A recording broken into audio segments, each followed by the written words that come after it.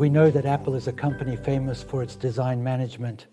Steve Jobs once said that although Apple is technically a company, he created it as a work of art. In fact, if you look at Atomy, I understand that the chairman is also trying to create the company as a work of art through design management. Then, when Atomy becomes a 100-year company, what kind of work of art do you hope it will be? If you look at design as a single concept, I think that's what an artist does.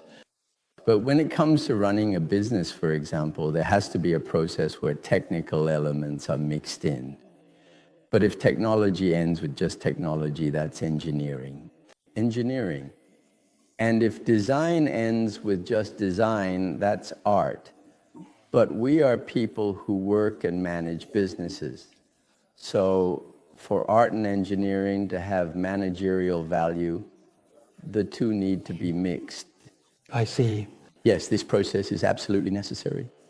Steve Jobs, for example, took what had previously simply been called a phone, a device which was mainly developed and used for voice calls, and as if he were creating a completely new concept that had never existed before, he made something entirely new. When Atomy was first launched, I also personally thought that if Atomy had to position itself as merely a continuation of the past, then there would really be no answer, no clear solution at all.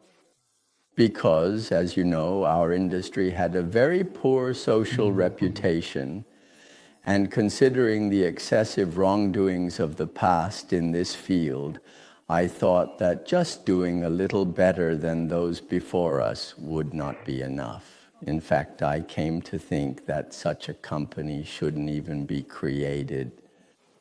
So I decided we needed to go with a completely new concept. But then what kind of company should we build?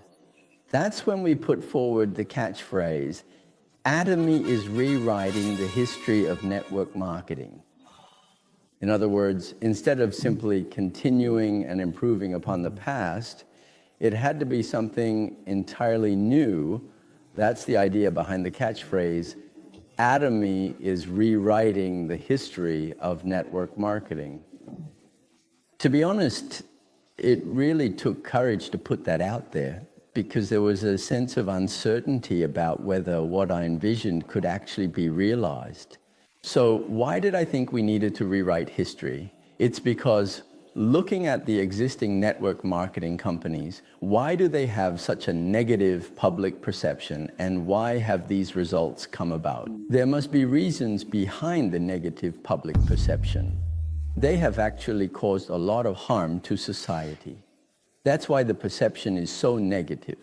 So what went wrong is that network marketing failed to consider its true essence. Network marketing is just another form of marketing and distribution after all. Then we need to consider what distribution essentially is. Distribution is about connecting producers and consumers in the shortest possible way. So network marketing is just one distribution channel. For example, there are also warehouse discount stores, TV home shopping, online shopping malls, road shops, department stores, and many other distribution channels. Then, compared to those other channels, can you gain a competitive advantage?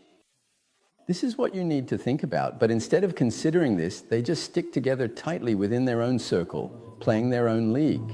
Within this, it wasn't so much pure marketing as it was an element of investment, or even speculation. Of course, there were also some extremely criminal activities within this industry, like confining people, brainwashing them, and then making them sell their own possessions. That's how it used to be. Those were the criminal offenders. Yes, but now it's all normal people making their own decisions freely in an open space and buying those things. But the question is, why do such damages occur? It's because it has the nature of an investment.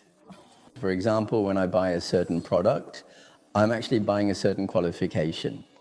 A qualification that allows me to receive a bit more commission. I bought that qualification, but what I expected from it may or may not come true, depending on that qualification. That means it has the nature of an investment. With investments, not everyone can succeed. Failure is always a possibility that must be taken into account.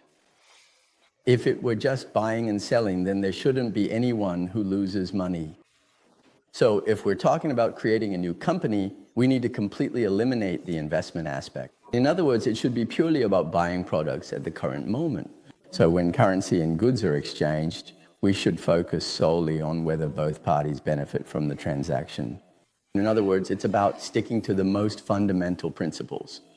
For example, how much is the same product being sold for through other distribution channels? If the quality is the same, then we need to consider whether we can sell it at a lower price. If we can't sell it at a lower price, then socially speaking, there's no reason for this to exist. Right? So from the very beginning, we decided not to compete within the same industry. We made it clear that we would establish ourselves as a distribution channel that competes and wins against competitors like discount stores, department stores, TV home shopping, online shopping malls, and road shops. Yes, it all started from the idea that we would not stray from the basic concept of trading and fundamental distribution. So I remember now that while I was thinking about what kind of distribution channels should be, the form called Atomy came about. That's how it was.